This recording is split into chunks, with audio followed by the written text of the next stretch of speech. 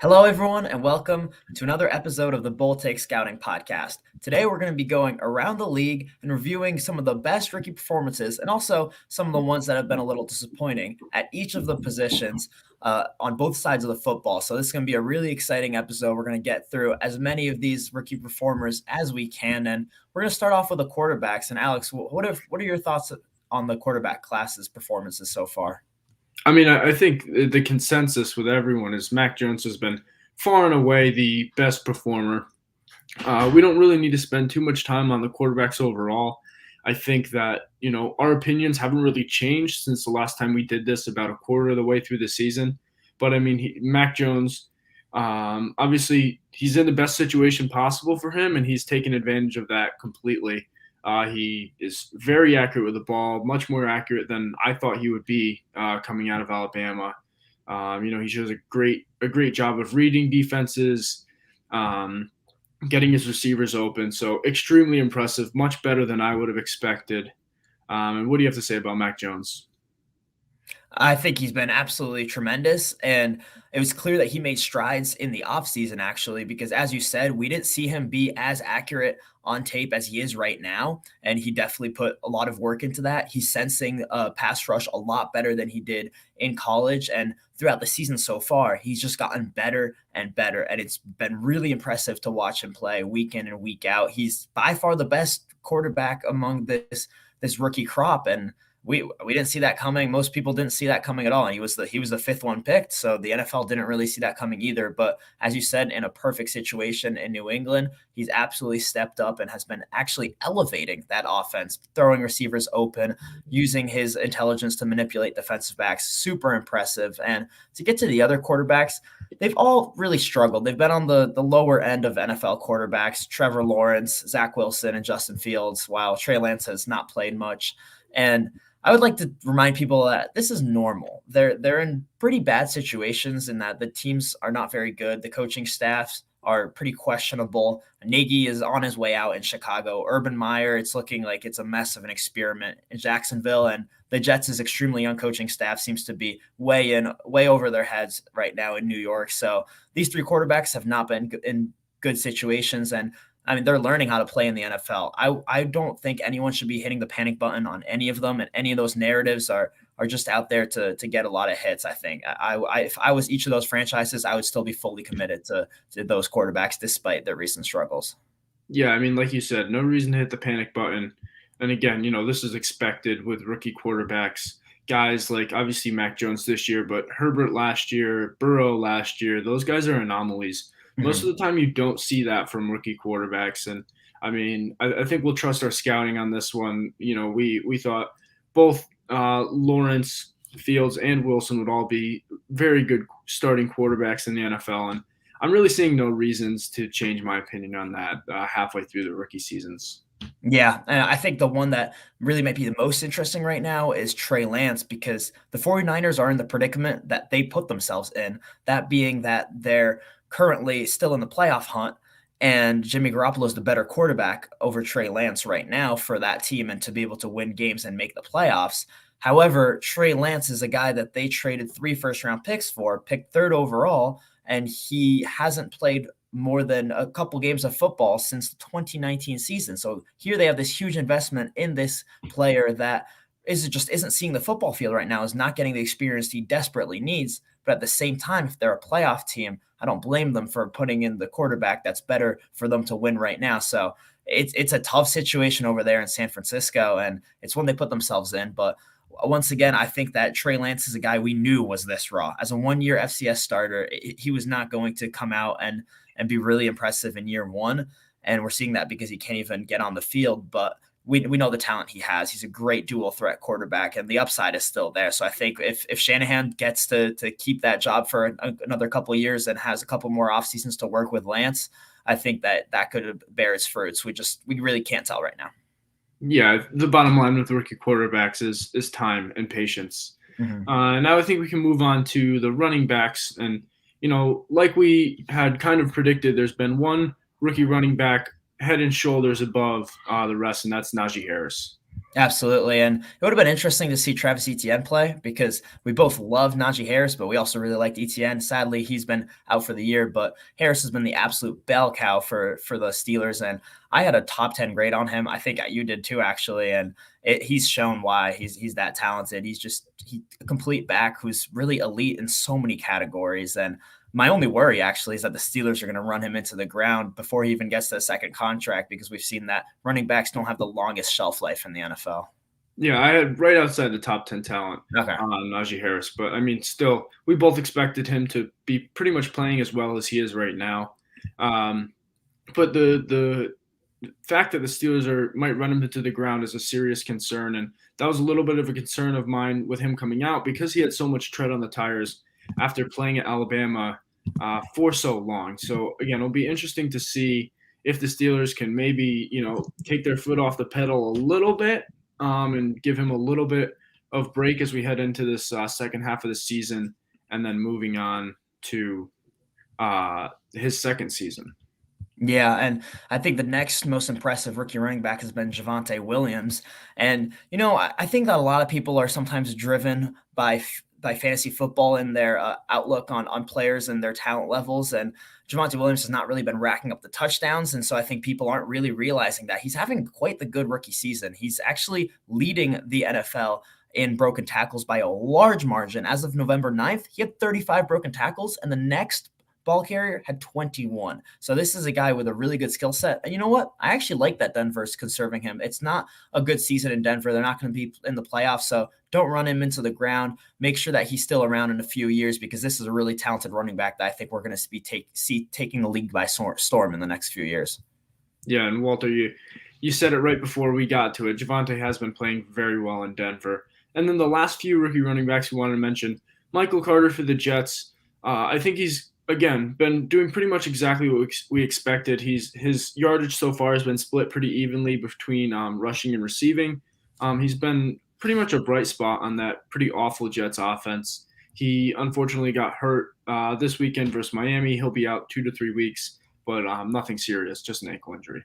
Yeah, I really like Carter. He's such an explosive back, but we've been seeing some great toughness out of him too. There were some questions about whether or not he could hold up as a bell cow back or even as a number one running back because of his slight frame. But I think he's kind of putting that to rest and could definitely see that role for the rest of his career in some place, looking like it could be in New York right now. But other rookie running backs that have been impressive have been Elijah Mitchell, really as the lead back for the 49ers this year, and Khalil Herbert when he was filling in for David Montgomery's injury in Chicago. And I think this really shows that the guys that emerge out of day 3 at the running back position to be productive are the ones that are really well-rounded. They not the ones that have like great speed or they're extremely big and powerful and have one elite trait. It's the guys that check all the boxes and can just win in a variety of ways and get yardage quick enough, strong enough, fast enough, but not necessarily elite in those areas. And that's what both Elijah Mitchell and Khalil Herbert are to me.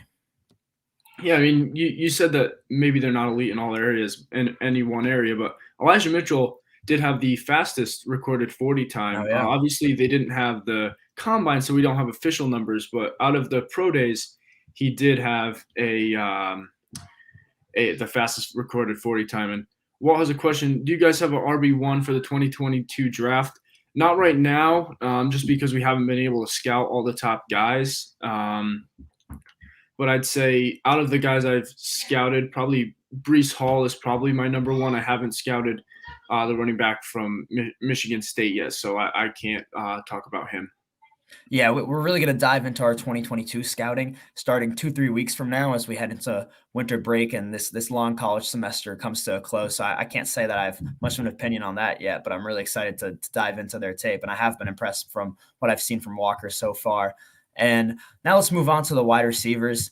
Not much to say here at the top because Jamar Chase has been the man in Cincinnati. No surprise there. He was both of our wide receiver ones, and he was a special talent coming in, and he's proving that already. If it wasn't for Mac Jones's really good performances as of late, I think he would be the offensive rookie of the year. Yeah, and let's mention one of our big mistakes as we made our projected all-rookie team. We bought into the preseason hype, as many people did, with Jamar Chase's many drops. And starting from week 1, he showed no signs of that. as they started regular season football, and that was a big mistake that we made. But overall, this is exactly what we expected him to be. And then the other two uh, first round wide receivers that have been making a pretty big impact, Jalen Waddle and Devontae Smith. Devontae Smith had a little bit of a down few weeks a couple weeks ago, but he's kind of come on late. He's been shown to be a reliable option for Jalen Hurts, and Jalen Waddle does look like the best wide receiver on that Miami Dolphins team. Yeah, you know what? If you put either of those wide receivers in a perfect situation, I think the rookie of the year contenders. I think that those flashes they've shown have confirmed the talent that we thought that we knew that they had coming out and that made them top three wide receivers in this class, in our opinions.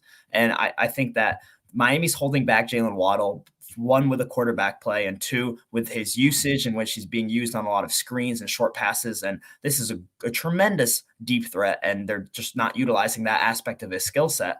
And Devontae Smith has just been really held back by how inefficient that Eagles offense is. They turned to the ground game because they couldn't get anything going in the passing game. He's had a couple of really good games, but man, if he was in a high-powered passing offense, we'd be seeing a lot more of him. So watch out for these two guys in subsequent years of their careers. I think they're really gonna explode, and we're gonna see a lot more of them. And my last note on the wide receiver class is there's really been not much else out of this trio, which has been really surprising. There's virtually been no impact from any wide receiver outside the top 50, which is weird because we thought this was a really deep draft. So maybe some of these guys are just stuck on depth charts and are going to make an impact in the next few years. But one guy that I do think is going to come on strong in the rest of the season is Rashad Bateman. He was hurt to start the season with a groin injury. And we know that those kind of injuries are really recurrent and don't go away easily, but he's been seeing a lot of targets each week. And I think that come the end of the season and the postseason for the Ravens, he's going to really be making an impact as he's already the number 2 receiver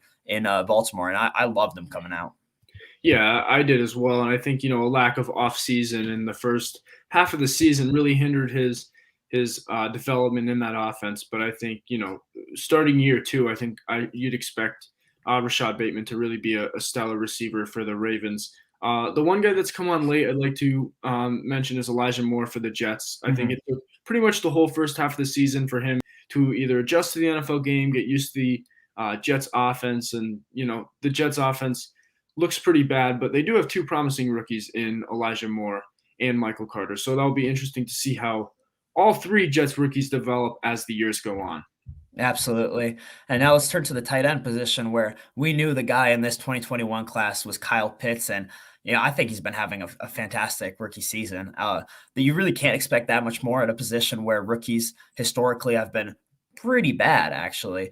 And Pitts has been the standout on that Falcons offense that really is devoid of talent, and he's been attracting so much attention from opposing defenses too, especially with Calvin Ridley taking a hiatus from football.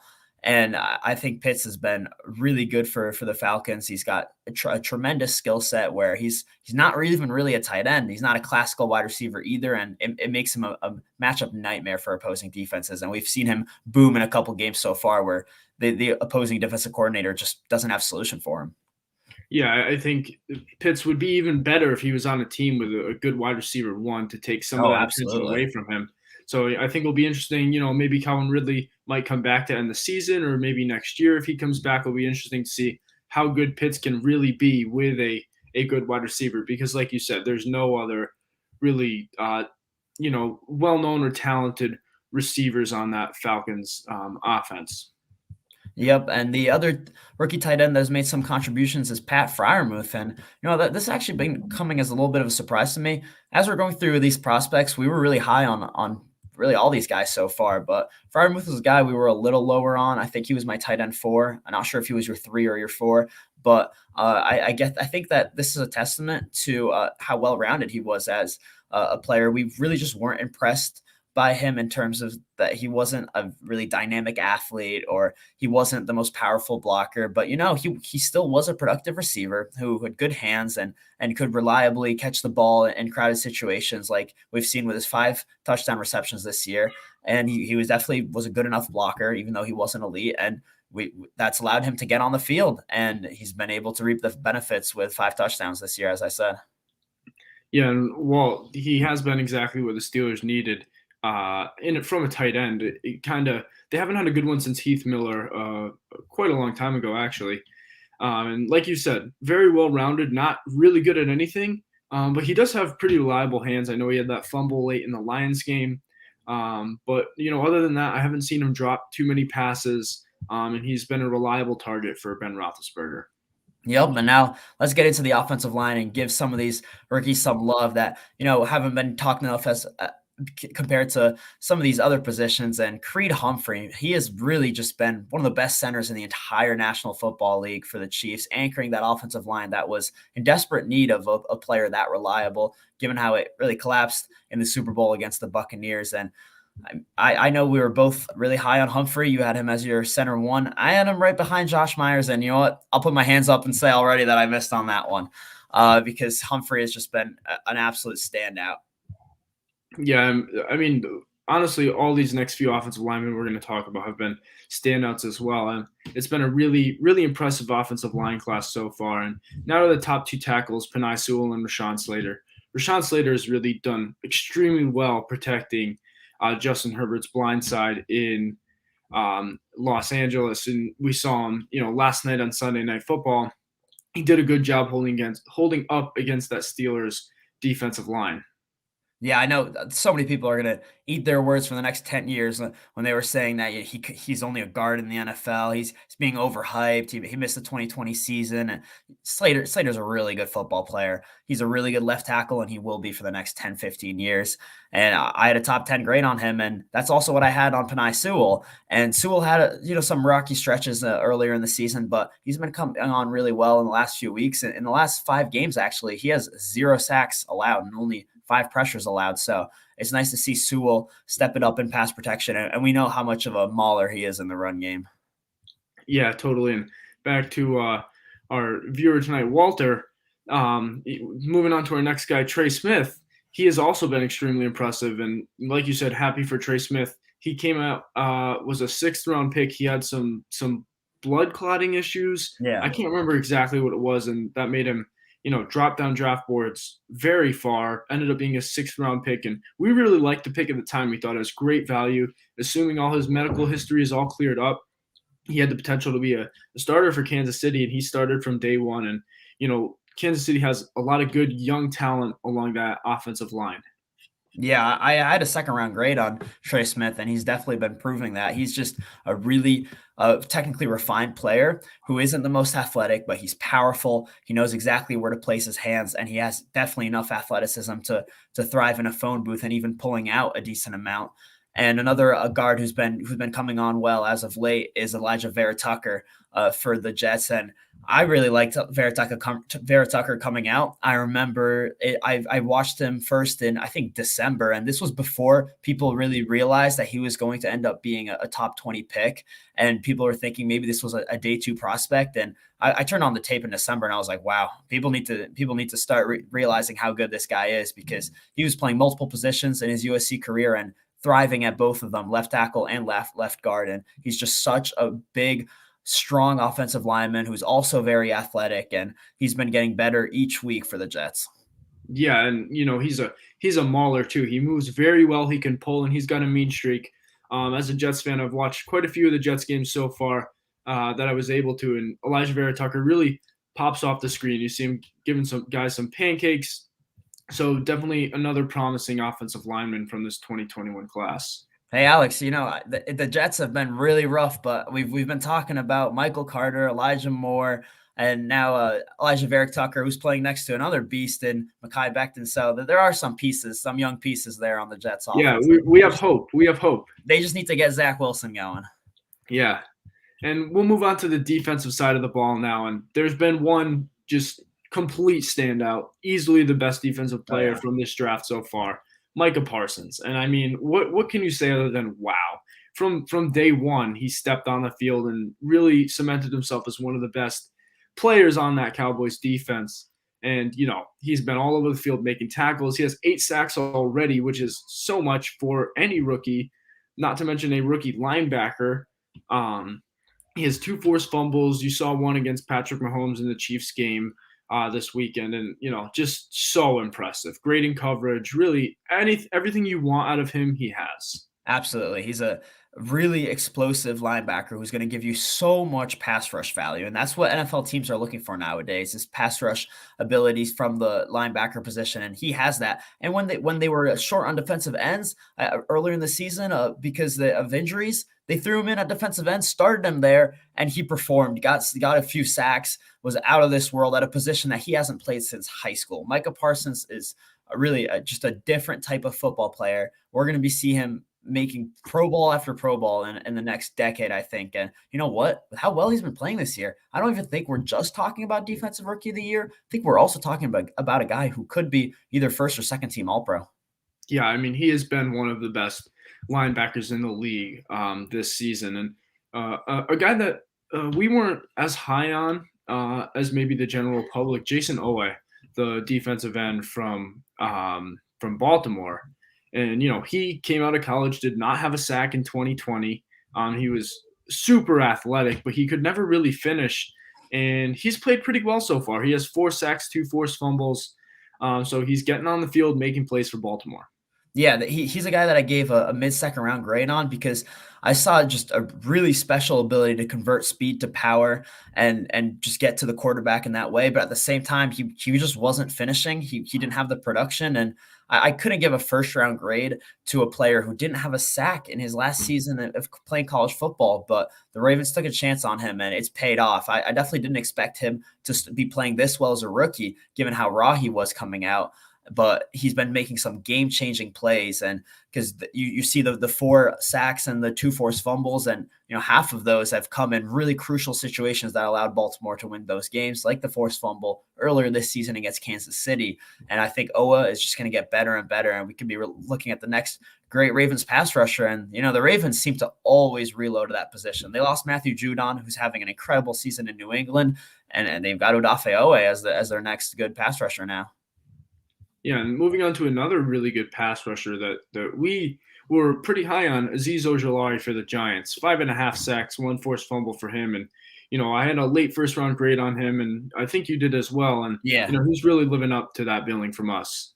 Yeah, people are calling him a one-trick pony in the NFL draft process, and I really didn't agree. I saw a guy who definitely had the speed, quickness, agility to bend around the edge. Also had some hand moves that were getting developed, and I knew that if a team took a shot on him, they would be able to develop him into a good player, and it's been happening really quickly for Ojulari, who really 5.5 sacks right now at this point in the season as a rookie. That's really, really good.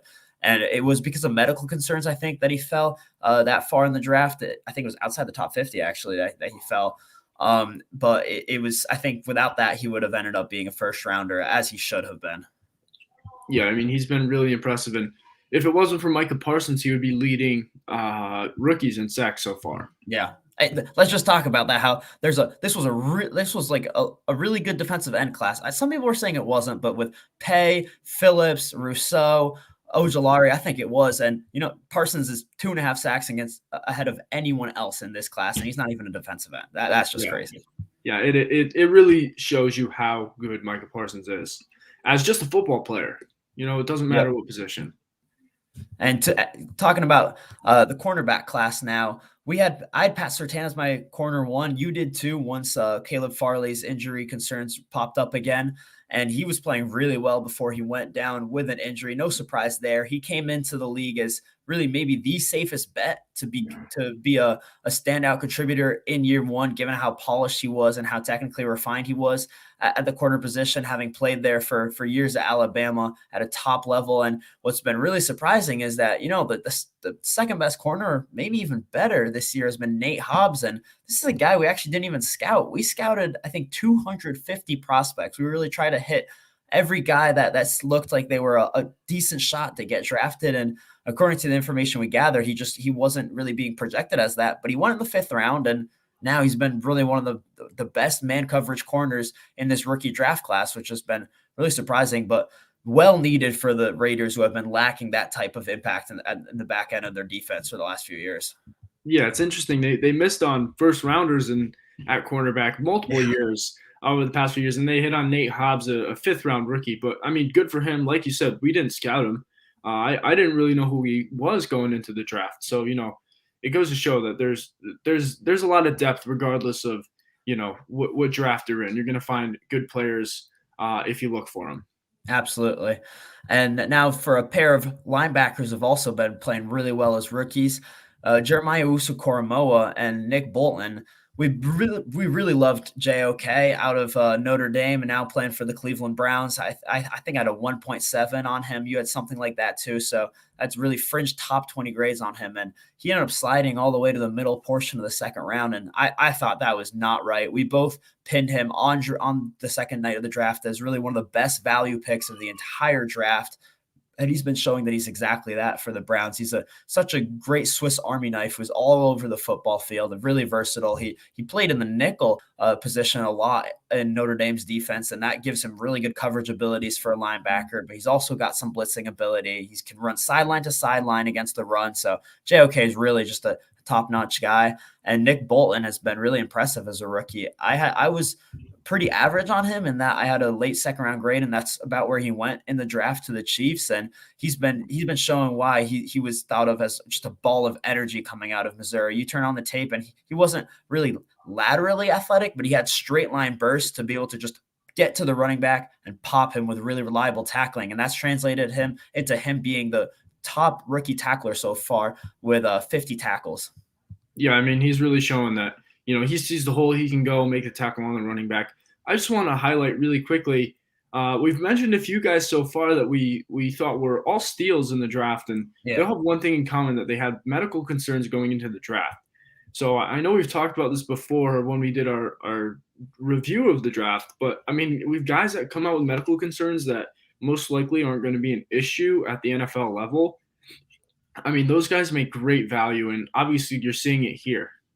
Yeah, I don't want to disrespect NFL doctors in any way, but you so often see these medical concerns popping up the week before the draft or the month before the draft, and these guys drop because of that. And then it doesn't end up being an issue in their NFL career, and they end up being great value picks. So I think that teams need to really look at this trend and evaluate and just reconsider how they evaluate medical concerns coming out, because in my view, if it's a recurrent injury history where they can't stay on the field in their college years, that's really problematic. If it's a situation where they were healthy and played really well throughout college, but it's this type of concern that gets flagged in the pre-draft process and gets them even more concerned than injury history would, that just doesn't make that much sense. And we've seen it with guys like Ojulari and Jeremiah Owusu-Koramoah, who are having great rookie years, that sometimes it really works in a team's favor if they take the guy who's sliding with medical concerns and get him later. Like those two guys were round one talents, and look where they got them. Yeah, totally. And I mean, then sometimes you have the other side of it where Caleb Farley tore his ACL this year. He couldn't really make an impact for the Yeah. Titans. So, like you said, he had some recurring injury issues. Obviously, I was pretty high on him. So hopefully he can heal up and get ready to play next year. Yep. And now the last rookie defender we want to talk about is Christian Barmore. We won't really go into too much depth because we talked about him in our last Hot Topics episode. And he's just been a really good high impact player for the Patriots, and Patriot rookies usually don't make that much of an impact, but he's giving them much needed pass rush ability from the defensive tackle position. And we saw the flashes in college. It was just a question of whether or not he can turn that into consistency, because that's what was lacking the most. And it looks like he has, because week in and week out, he's making impact plays for the Patriots. Yeah, I mean, like you said, consistency was my biggest concern with him. He showed times where he looked like a top 10 talent. And, he's been very consistent at the NFL level. I'm sure going to New England helped him, as it helps all rookies. Yeah. As you have, the greatest coach of all time in Bill Belichick. And, when you're playing under Nick Saban and Bill Belichick, you're doing something right. Yeah, absolutely. And, I think it's been a really talented crop of rookie defenders so far. I think they've been having a bigger impact than they did last year in terms of last year's rookie defensive class. Yeah, I think, going into the draft, some people said that it was a little bit weaker of a defensive class, but I mean, we're seeing a lot of top end talent and a lot of production from a lot of rookies this season so far. Yep, and I think this wraps up our roundabout look at the NFL and the rookies, and I think we're going to be coming out with another one of these episodes at the end of the season to review the holistic NFL season. And it's definitely been a pleasure talking about these guys, and I can't wait to keep tracking their development. Yeah, thanks everyone for listening, watching. We'll be back with another episode next week.